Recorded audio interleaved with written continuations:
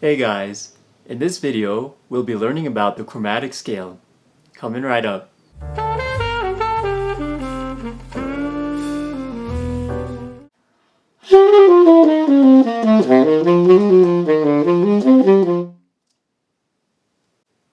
Hey guys, how's it going? My name is Vernon and this is Sax Lessons, a channel that is designed to help you learn to play the saxophone and grow as a musician. If you're new to the channel, please don't forget to subscribe below. So today we'll be learning about the chromatic scale. The chromatic scale is probably the first scale that you should probably know. It encompasses all the keys in the saxophone, and so it will help you become more fluid with your instrument. When you begin improvising, whether it be jazz or any other genre of music, using chromatic ideas can help you add tension and a cool sound to your solo. And using chromaticism is a very cool way to transition from one chord to another. So first we'll begin with a little bit of music theory and figure out how the chromatic scale is formed, and then we'll go on to actually playing the chromatic scale. So let's get started. Okay, so here is the chromatic scale. For the sake of simplicity, I've only shown one octave of the chromatic scale, from the middle C to the high C. So I'll go ahead and demonstrate what this sounds like.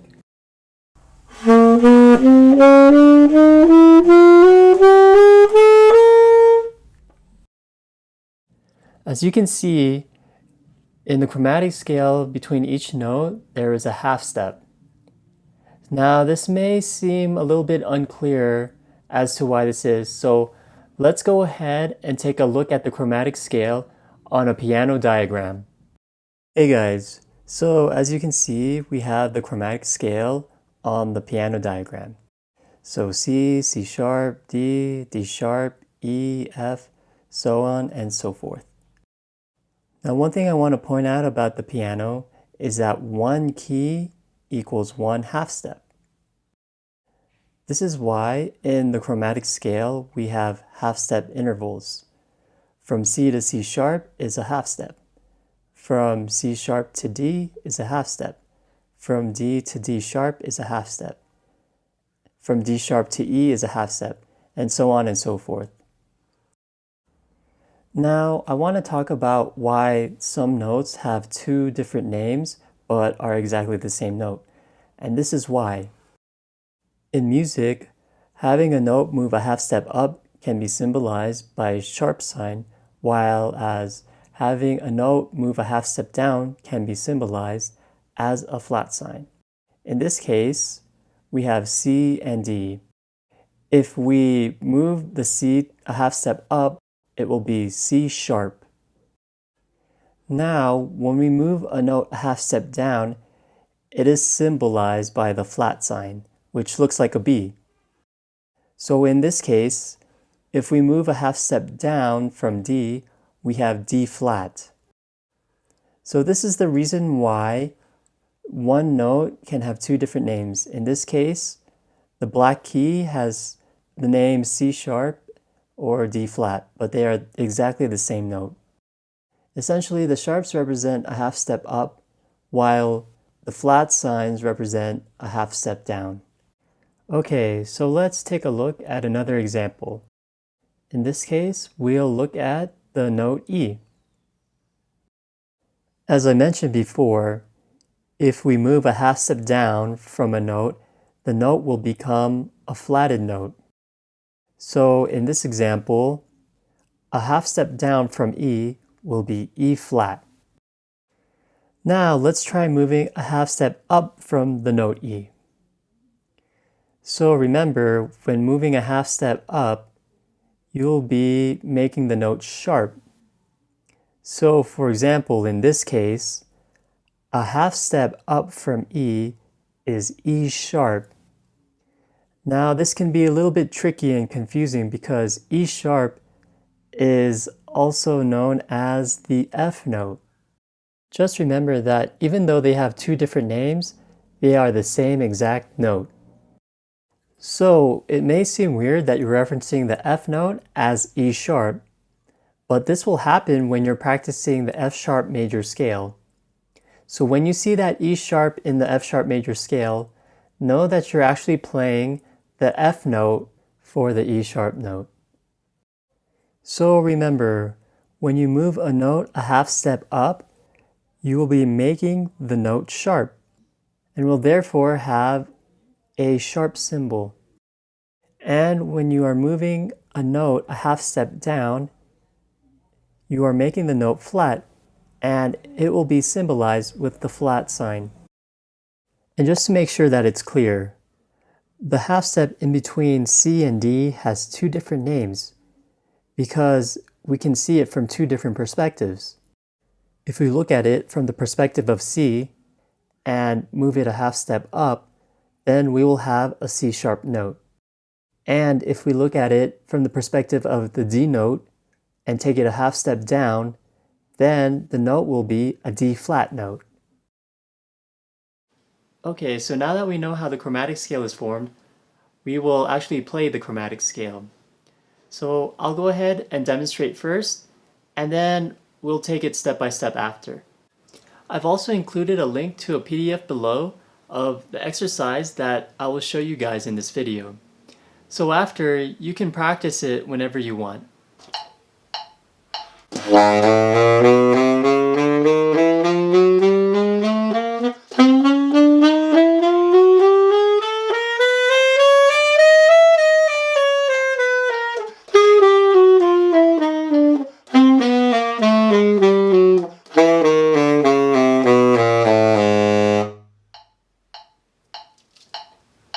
Okay, so let's go through the chromatic scale.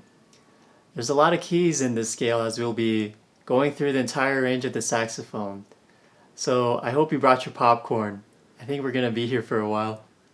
So I've included a link below of a PDF showing all the fingerings for the keys of the saxophone. So feel free to reference that whenever you feel like you need to. And also I'll be showing the fingerings as we progress through each key of the saxophone. Okay, so it really doesn't matter which saxophone you have, whether it be alto, tenor, baritone, or soprano. The fingerings will be the same more or less, with additional keys for some particular saxophones. For example, I play the tenor saxophone, and my tenor saxophone has an F sharp key. There are some tenor saxophone models that don't have this key. For some baritone saxophones, there are some models that include a low A key. And for some soprano saxophones, there are some models that include a high G key. So in conclusion, if you know the fingerings to one particular saxophone, you'll know the fingerings to all the saxophones. Essentially, all the fingerings are the same. So the first note that we'll play is the low B flat note. This note is probably the most challenging note to play in the saxophone just because it is the lowest note and it requires a lot of air from us. So the first thing you want to remember is to maintain a relaxed embouchure on the mouthpiece. Don't pinch the mouthpiece too tightly. If you do that, then you will get a sound like this.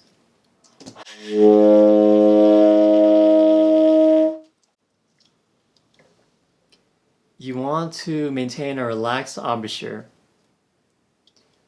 And also breathe from the diaphragm so you have strong air support. So I'll go ahead and demonstrate this note.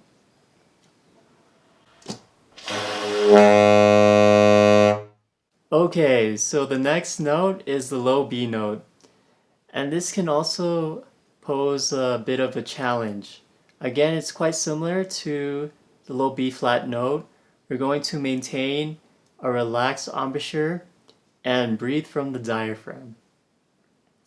And if you're just starting to play the saxophone, these notes may sound a little bit off, but don't worry, with practice and more experience, these notes will improve. So let me go ahead and demonstrate the low B note. Okay, so the next note is the low C note. So let me demonstrate the low C. The next note is the low C sharp note or the D flat note. This note has two different names, but they are the same note. So let me demonstrate this note.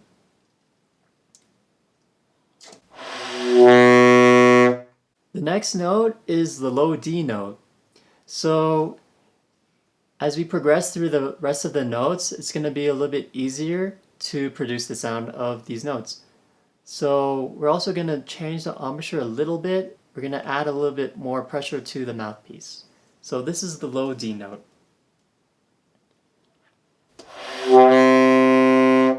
The next note will be the low D sharp or low E flat.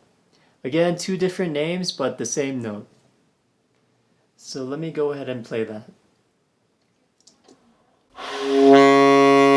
The next note is the low E.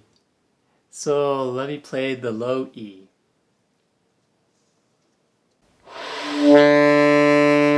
So next I'll play the low F.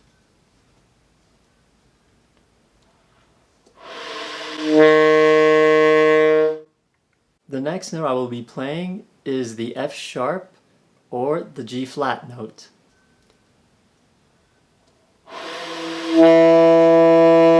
Now the F sharp or G flat note also has an alternate fingering. So let me go ahead and play the F sharp with the alternate fingering.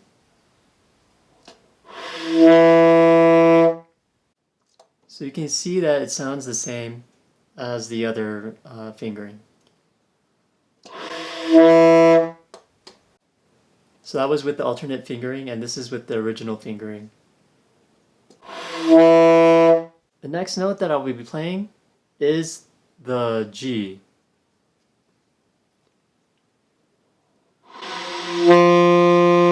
The next note that I will be playing is the G sharp note or the A flat note.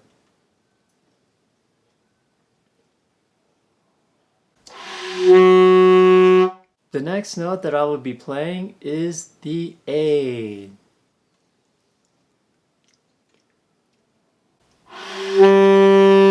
The next note that I will be playing is the B flat or the A sharp. Now the B flat or A sharp note has three fingerings in total.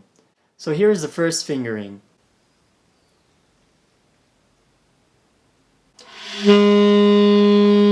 And here's a demonstration of the second fingering.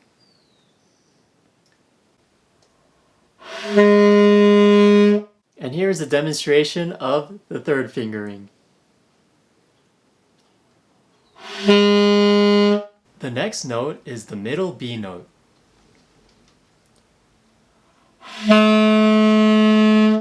So the next note is the C. The middle C also has an alternate fingering. So let me go ahead and demonstrate that.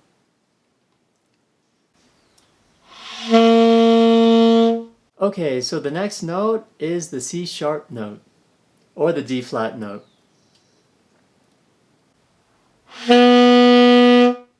So the notes from the low C to the middle C sharp, we should be maintaining an embouchure that is firm but not too firm. So you don't want to be pinching the mouthpiece with your embouchure. But we don't want it to be so relaxed like as if we were playing the low B flat note or the low B note. So the next note that we'll be playing is the middle D note. So you want to add a little bit more pressure when playing this note. A little bit more pressure than the notes that you were playing before. So let me go ahead and demonstrate. So the next note that I'll be playing is the E flat note or the D sharp note. The middle D sharp or the middle E flat note.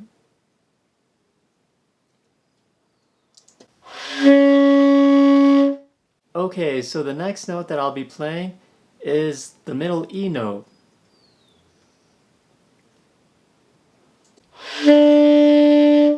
Okay, so the next note is the F note, the middle F note.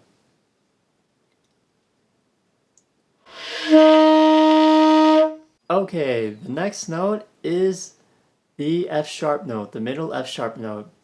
And just like with the low F sharp note, it will have two different fingerings. So I'll demonstrate the first one.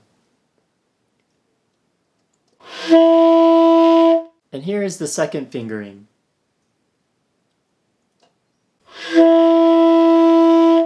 Okay, so the notes from G to the high F sharp, we really have to be careful about our embouchure.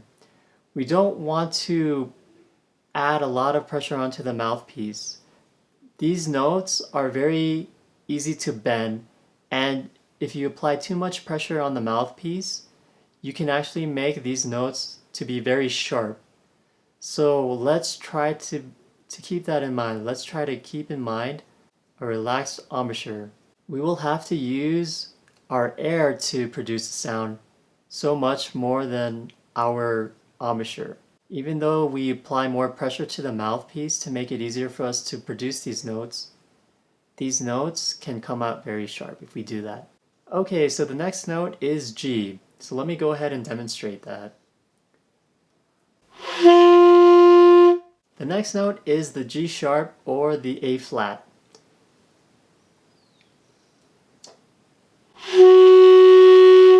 The next note is A, the A note. The next note is B flat or A sharp. Again, this note has three fingerings. So let me demonstrate all three of them. So I'll begin with the first one. Here is the second fingering. And here is the third fingering. The next note is the high B note.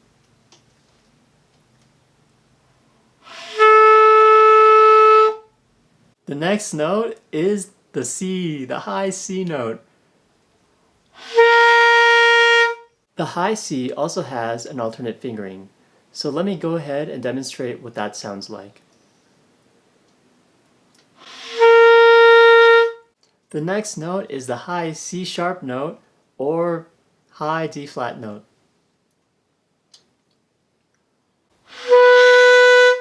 The next note is the high D.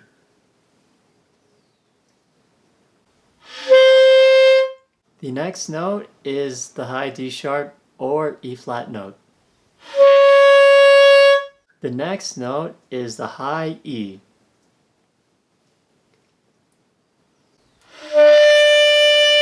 The next note is the high F.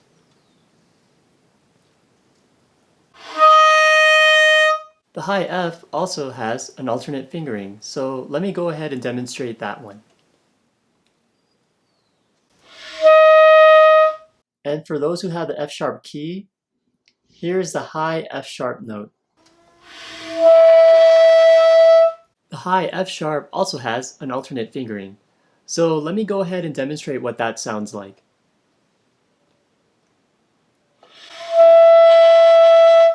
Okay, so once we've reached the high F sharp, we're just going to go back down in reverse order. So like this.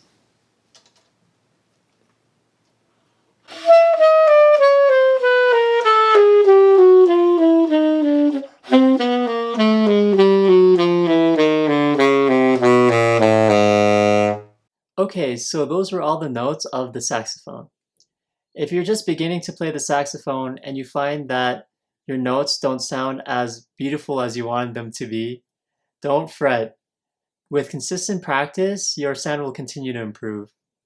One piece of advice that I recommend to you is to practice long tones on a daily basis. Practicing long tones will help develop the muscles in your diaphragm and the muscles in your embouchure. And so this will help you maintain a strong and steady sound. So ideally, you'll want to learn the chromatic scale in its full entirety, meaning the entire range of the saxophone. And this can be daunting, especially if you're just learning to play the saxophone. So what I would recommend is breaking the chromatic scale into smaller pieces, smaller chunks. So if you're just learning to play the chromatic scale, I would suggest starting with the low C note and then playing the chromatic scale up to the middle C note. That way you have a good feel for the chromatic scale. And once you feel comfortable with that, you can add on other notes. So, for example, from the middle C, play the chromatic scale up to the high C note. And then once you feel good with that, then add the higher notes from the high C to the high F sharp note. And once you feel good with all those notes, then try playing the chromatic scale from the low C all the way up to the high F sharp and back down. And once you feel really comfortable and good with those notes, then I would suggest adding the lower notes.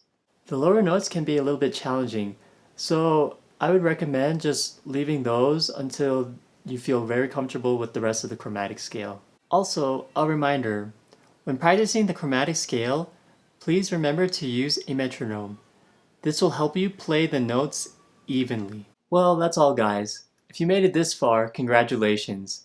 I know this was a bit of a long video, but hopefully it helped you learn about the chromatic scale. If you enjoyed the video, please give it a thumbs up, and don't forget to subscribe below. I'll talk to you guys later. I send you guys good vibes, and take it easy. Bye.